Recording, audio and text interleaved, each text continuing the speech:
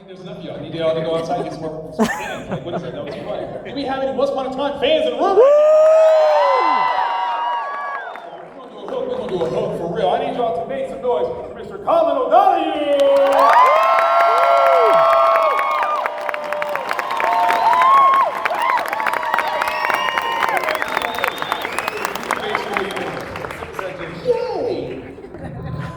How are you doing, my friend? I'm good, thanks. Hello, everybody. Yes. I said hello, everybody.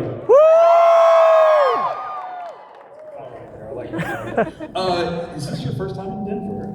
No, I was here about 10 years ago. Was it? No, 8.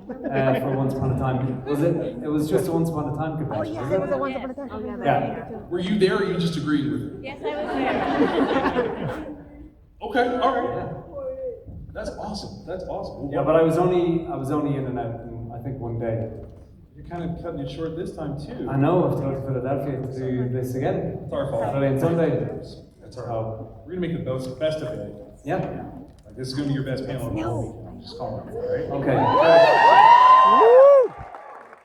Obviously, you play a phenomenal, beloved character in Captain Hook, right? Yes. You are the reason why we care about Captain Hook having a first name.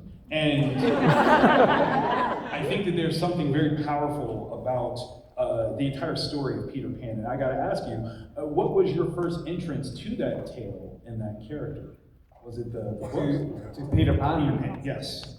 It was probably, it might have even been the movie Hook, maybe. Word. Trying to think, when did that come out? 91? Yeah. I think, well, I'm sure that I probably saw the Disney cartoon when I was a kid, but that's when I really remember it. I would have been 10 at the time. And I remember going to see it in the cinema. And actually, I think some people probably know this, but when we were doing the costume fittings and stuff, I actually tried on Dustin Hoffman's original Hook. Are you serious? Yeah, they had it for the costume to try it. They were thinking I might actually use his hook. But it was massive. See, his costume was so... Pompous, yeah. Dustin Hoffman, y'all, like, come on. My hook's a lot smaller. His costume was so big that, so great. It had to be really big. But the same guy who made the actual hook, not the leather. That was the costume department once upon a time. So we couldn't figure out. For ages, they were trying to figure out how to make it so it looked kind of slender. Okay. And I actually suggested, I said, well, why don't you just use, those party hooks that you get, the little plastic things. And I said, well, somebody spent years figuring out how to do that.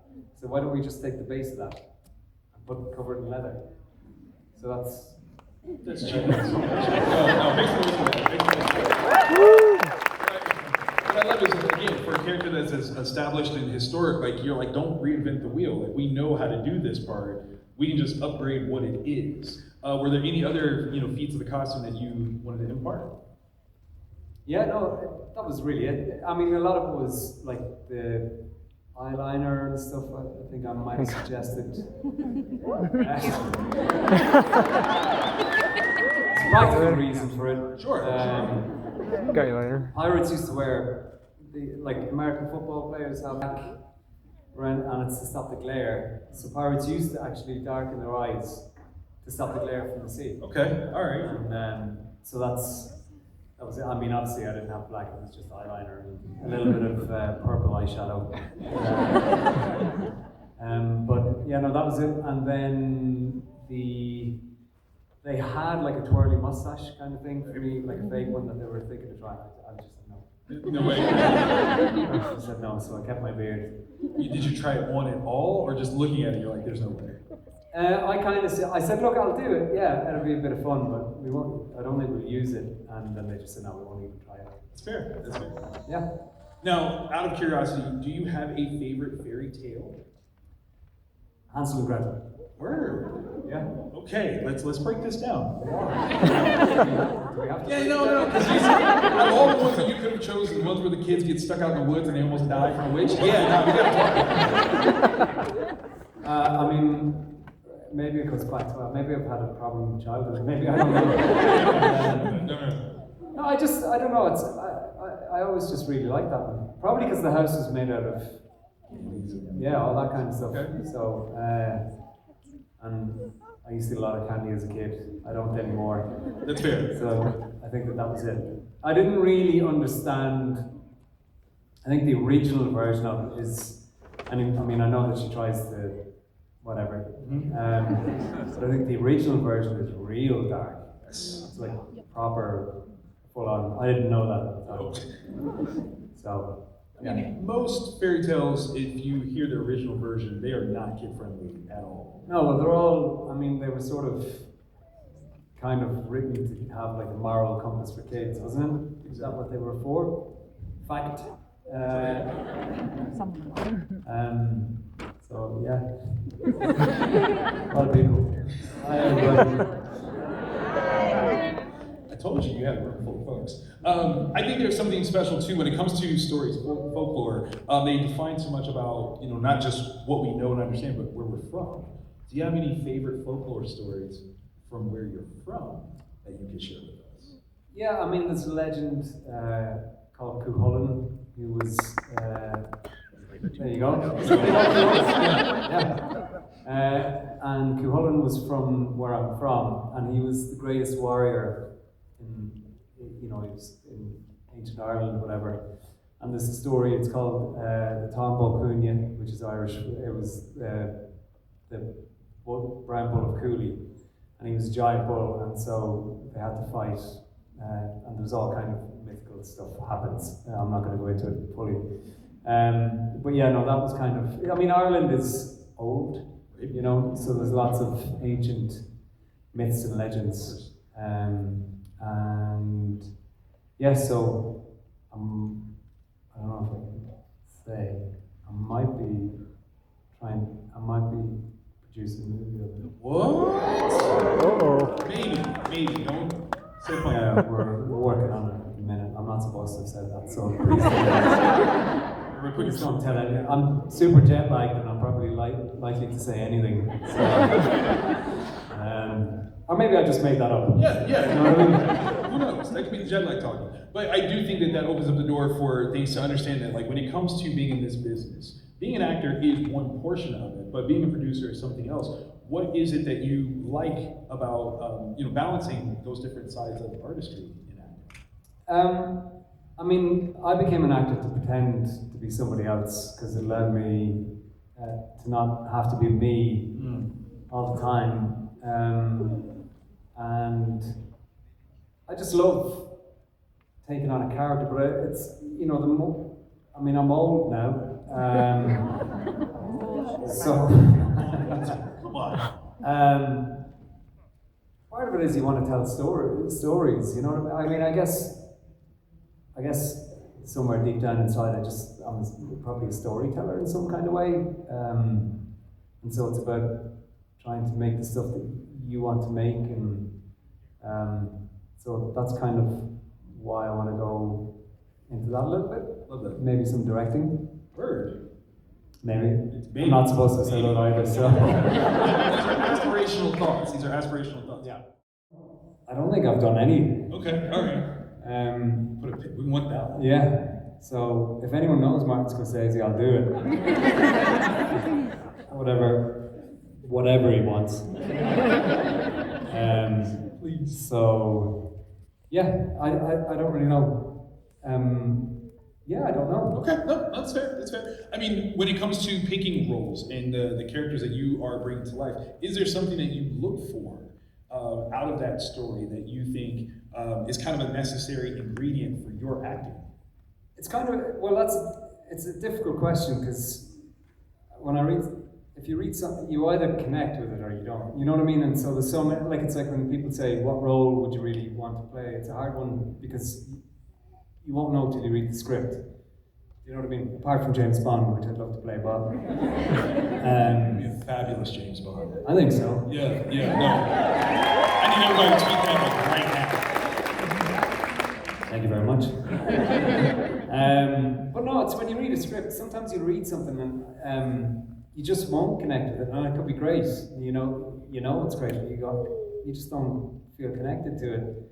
I always know when there's a role that I really want, because I'll find myself saying the lines out loud. I won't do it on purpose. All of a sudden I'll be saying them out loud while I'm reading it. So, yeah. When you embody, when you know that you've gotten it as either an audition piece or you're actually in a role, what is it that you do to celebrate when you have absolutely nailed your intention? A cup of coffee. And yeah, just feel good that you haven't made an absolute mess of things, I suppose.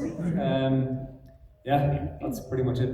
It's solid. It's solid. I think there's so many people that do have rituals of sorts. I was curious if you did have any sort of like traditional sort of setup thing where you're like, oh, okay, once I get this thing, then I get like a whiskey of some sort. I mean, it used to be. I probably would have had a nice whiskey, but I don't drink anymore, so that's probably why I don't. Have a Dr. Pepper Zero, maybe. Coke Zero. That can go down real hard if you drink it fast enough. So I agree with that. I absolutely agree with that. Yeah. When it comes to acting for television, I think that there's a lot of things that people don't necessarily understand the time frames of everything. How long did it take to prep for each episode? Oh, we had no time to prep. We'd be in the middle of filming an episode, and we get the script for the next one probably maybe 4 or 5 days before we start, you know, and we'd still be shooting, so it's kind of, you're just learning. So we'd film 14-hour a day, and then I go home and just try and learn my lines. Right. So that could be at 4 or 5 in the morning. Jeez. And I was in the show a lot. Yes, you were. So I had a lot of lines to learn. So that could be like, I'd get home and I'd just try, but you get used to it. It's like your brain shifts into something where you're able to just remember, as soon as the scene is done, it's gone. You're ready for the next one. I like that. I like that. Has there ever been a time where, like, just for no given reason, a line just comes to you in your everyday life? You're in traffic, you're at the doctor's office. I mean, I always think of, if I jab you with my sword, you'll feel it. That's a line that comes to me all the time. That'll get you kicked out of a bank. So not me, kid. Not me. Love it. What was one of the biggest lessons as an actor that you learned by working on a TV set versus anything else, the stage, movies, anything? No, well, I mean, look, it's one that I always sort of live by, but no, doing your work, learning your lines, you know, really important, and especially in TV because it's so quick, and you could be shooting like 4 or 5 scenes, 6 scenes in a day, and it needs to be, you know, you need to know what you're doing, and it can really slow the day down if you don't know your stuff. And that was kind of it. Just the speed is the crazy thing. The speed of how quickly you do it. You know, like we were doing 22, 23 episodes of hour-long TV, and you know, we just had to just keep the machine. Once the ignition starts, that's it. You have to go. Are there any particular co-stars that brought the best performance out in you? Oh, that's not fair. I can't. Well, Jennifer Morrison, we worked really well. Robert Carlyle, I felt like we always had a really good thing. Also, he's one of my heroes, so anytime I got to work with him was incredible. You know, I mean, everybody gave you something that you used, and I was really lucky because I got to work with a load of guest stars, like nearly all the guest stars. Which a lot of people didn't. So you were always getting something off. You know, part of what I love about acting is that, like, I like to be able to react to people as opposed to try and have the scene be the way that I want it, you know, and that's a lot of fun. You know, when you're working with Ernie Hudson, who, like, I loved Ghostbusters. I loved The Crow. Right. Like, I used to dress up as The Crow. Word. You know. The pictures of this? No. No. Maybe the next time I do a Fan Expo, I'll cosplay as Eric Craig. But, like, getting to work with people like that and then sort of bouncing off them is where the fun is. You know, it's like a dance. Acting's like a dance. This is so boring for people, sorry. Acting's like a dance, so you bounce off people, and you kind of take what they give you, and you move, and you sort of go, ooh, ooh, ooh. You know, and that's what I really loved about it. And then Eddie and Adam gave me a lot of freedom to just do whatever. I mean, I went crazy on some stuff. A lot of people were really tied in. They had to be a certain way. Right. Whereas because who Hook was, I was allowed to do whatever I wanted. What's the wildest thing that you can't believe they let you do? I mean, I think there's probably kids here. You gotta learn, okay? I mean, it's actually one of them is that line where if I jab you with my sword, you'll feel it. They'd written it, but it wasn't that way. So I decided I was going to slide down the sword with my hook. Oh. As I said it, and I was surprised that they let me do that. That's awesome. On an ABC show. I mean, I did a lot of stuff. That was a bit risque. Okay, all right. Statute of limitations isn't up yet. We can't talk about it. I got you. I think one of the things that we all took from the character is a true development, right? Like there was so much more behind who Hook was than what we understood from our other presentations of the character. What was one of the first or most important things that you wanted to get across in your understanding of who Hook was? That he liked leather pants. Like his leather pants? Come on, be honest. Yeah. I understood the assignment. Somebody screamed real loud over here. No, I'll tell you what it was that I wanted people to, when I came in as a villain, Yeah. one of the main things I wanted people to really like him even though he's a villain, so that all the horrible stuff he did, they would kind of have to go, yeah, but I can kind of understand, you know. So that was one that I wanted. I kind of wanted him to be sort of the guy that everybody sort of wanted to have a drink with in the bar, and then didn't really like him, but also really liked him. Do you know that kind of way? Yeah. So yeah, that was kind of it. Love that. The duality, the complexity of him. You nailed it, by the way. I don't know if anyone's told you that today, but Thank you. But I think that that's part of the reason why we're so fascinated with your performance. And I would say in our Mount Rushmore of hooks, you are definitely top spot. So Oh, stop.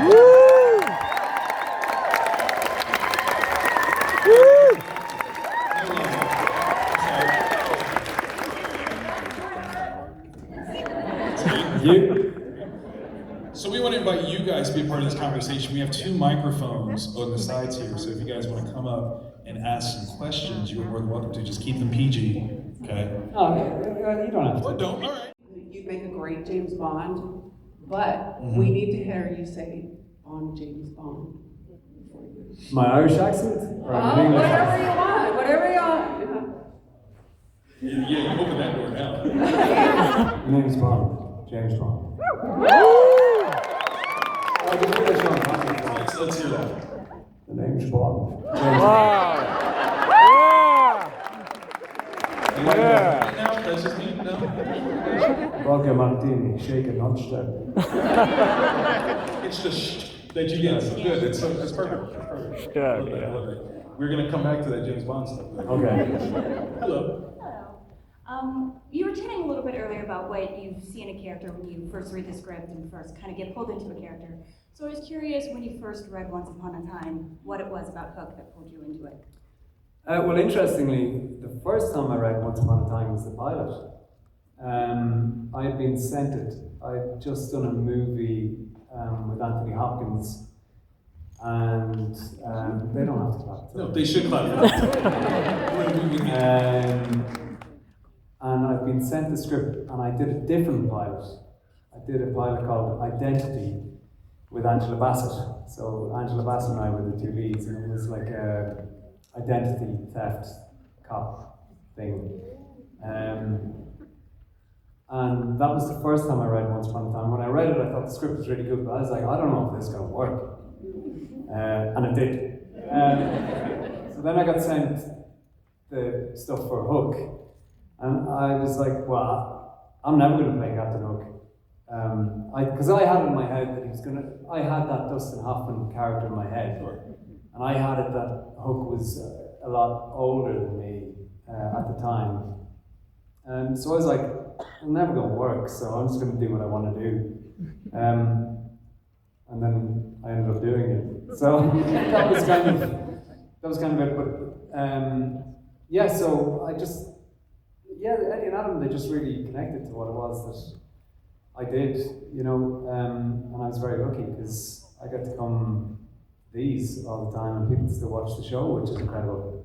Yeah. Yeah. So, the role required of you a lot of different talents, shall we say, horse riding, combat, choreography. The chest hair is all natural. Is that what the question is? Just for the record. No. But just kind of how much of that kind of stuff did you know coming in, and how much of it did they just kind of throw at you and say, here's some parries, you know, here's how you. Well, I say used to ride horses as a kid. Okay. So that was a lot of fun. And I did some kind of fencing stuff at drama college, not much, a little bit. So that was sort of new. And I was just naturally really good at it. So, when you're good, you're good. It's not your fault.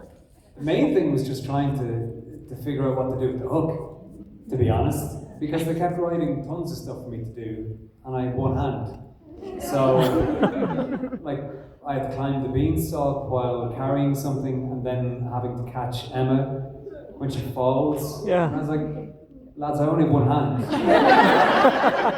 So that was kind of the crazy thing, was trying to figure out what to do with the hook. But I got used to it. And I used to use it to carry my Starbucks cup. And all that kind of stuff. So yeah. That's how you know you got it. Thank you. That's awesome. I have to jump in and ask, did you ever accidentally do something to yourself because you forgot you had the hook? No. I did do something to the stunt person by accident. Because so there were different hooks. There's like a rubber one for stunts, Right? which wasn't the one I had when we were doing that stunt. There was like I call it aluminium, but aluminum. A lighter hook. And then there was a proper full steel hook, which is really heavy. And that was the one that I had at the time. And so the stunt person falls, and I have to go lean back to try and catch it, but they didn't go as far with the thing. They actually put it. They didn't. It was an accident on there. They didn't let her fall enough, so I hit her on the head with the full metal hook. Oh. She was fine. She's fine. So she was actually fine. But stunt people are crazy. Yes, they are. Yes, they are. The stunt guy who used to play me, Leaf, he was one of the main guys. He sort of doubled me for most of the stuff. Leaf was one of the best motorcycle, or is one of the best motorcycle stunt people around. He was Deadpool and all the motorcycle stuff. But there's a scene, I think it's at the end of season 2. It's mid-season 2. I know this because it happened just before I broke my leg, which was convenient. Where he gets hit by the car. Hook gets hit by a car. Leaf must have done that 10 times. Oh my God. And he busts his hand through the windshield. We were like, you finish? No, fine, keep going. Bang. Yeah, one more time. I didn't like that one. Bang. Some people are crazy. Yeah, they are. Yeah. Hello. If you could play any other character in Once Upon a Time, who would it be? Rumpelstiltskin. Woo! Yeah, I think so. Just so much fun. Again, Bobby got to do whatever he wanted with that character, which was great, and he was incredible at it. So I think the freedom to be able to, like, I was lucky, and Bobby was lucky, we had the freedom to do whatever we wanted, like and everybody was amazing playing the characters they played, but if you're Snow White or Prince Charming, you kind of have to be Snow White or Prince Charming. Do you know what I mean? Whereas, like with my version of Hook, because it was so different, I got to do anything, and obviously there was no template for Rumpelstiltskin, so he was just, sometimes he'd do crazy stuff on set, so probably Rumpelstiltskin, I think. Thank you. It's a great question. Hello. Hi. I think it's clear from Revenge is Gonna Be Mine that you definitely have some musical background, and I was just wondering, like, have you ever done musical theater? Would you do musical theater? I've never done musical theatre. Aside from the one episode. Aside from that one episode. I don't know if I could do a full sort of musical, I don't think. I don't know if I'd be able to. Do we agree with this? Well, they're not going to say, yeah, I agree with it. I want actually for you to do it, I'm just saying. Do you agree? Actually, yeah, I don't think he would be good at it. I'm not going to say that. Not if it's not true, yeah. So, I haven't been asked to do one, so, but maybe a bit of fun. Karen, David and I just recorded an album, so we're going to release that soon, so yeah. Awesome. What musical would you want him to do? One of my friends and I were recently saying that you should play Gatsby in The Great Gatsby. Are you casting me in it? If I had the power to, like, sure. Okay. Maybe we'd all put in on that, right? Yeah, I really think that I could be a Broadway casting director, but they haven't given me that job yet. I'm very expensive. Worth it. Worth it. Something wrong. Thank you. Hello. Hi, I'm the one who screamed about the leather pants. Yes. They just own it. That's what I'm talking about. My question is, what was your favorite season to shoot? Great question. That's hard because they were all great. And I enjoyed each and every one of them probably equally, but if you're going to tie me down and make me pick, why are you laughing? I don't know. Leather pants tie me down. Everyone's like, yes, please. Sorry. If you were going to tie me down and make me pick, I'd probably pick season 2 when I come in, because I loved playing the villain. You know. Great. Thank you very much. Thank you. Thank you. Hello. She answered my question, so I'm going to think on the fly here. I actually was at the Once Upon a Time convention, so I was the one that found that out. Your ankle, you heard it when you were singing, so I'm going to go back, take it back off. Did everything heal okay? It healed okay, yes, thank you very much. For those of you who don't know, I'm sure everybody probably knows, but I broke my left foot doing the musical episode, doing the dance. And it wasn't my fault. It was just as I stepped, there's a scene where I step up on a chair and it goes, which I was really looking forward to because that's like a proper sort of musical thing. But it hadn't been positioned properly and it was on a crack, so it went, so I broke my foot, but I didn't tell anyone. So I knew it was broken, and I was like, right, well, if we don't, because I think Josh and Ginny were only there for that day, and I was like, if we don't do this, we're not going to finish it, we're not going to get my number, and I was like, I have to get my song in. So the stunt coordinator at the time, she kept looking, so I danced in it for another 10 hours, and she said, let me see your foot. I was like, nope. We were friends. She's like, let me see your foot. So we went to Emma's house, which was the set beside, and I said, look, if I show you, you can't tell anybody, okay, until we're finished. She's like, I can't do that. And I said, well, then I'm not showing you. And I said, just, will you promise? And then, because I don't think we'll get this done. She said, okay. I said, I know I'll be fine to keep going. So I took off my shoe, and when I did, my foot just went. She said, I think that's broken. I said, no, it is broken, I know. And I said, but you can't tell anyone. We'll just get on with it, and then I'll go get an x-ray tomorrow. So the next bit that we had to do was I had to do a load of stamping. Oh. And so you can actually see it there's one part where I'm on the table, snapping, like you can just see me wince for a second. Like that's me snapping my broken foot. Thank you again for filming and going through all that. Absolutely. Thank you for such a maternal question, too. Hello. Hello. I was just wondering, what was your favorite episode to shoot, and how was it working with Lana? My favorite, there's a few. I really enjoyed doing the kind of Back to the Future episodes where Emma and Hook go to try and get Snow White and Prince Charming together. Isn't that what happens? Yeah. And listen, I did a lot of episodes. All right? I really enjoyed that. But I think probably my first episode, because we had the Jolly Roger, which was a real ship. It wasn't called the Jolly Roger. It's called the Lady Washington, and we sailed out around Vancouver, around the mountains, and around the Sound. And I was getting to work with Robert Carlyle my very first weekend, and it was crazy. I didn't realize the scale of the show until I came on it. And so I think probably season 2, episode 4, when Once Upon a Time gets really good. Thank you. Thank you. Oh, and I loved working with Lana. I forgot to answer that bit. Yeah. Hello, how are you doing today?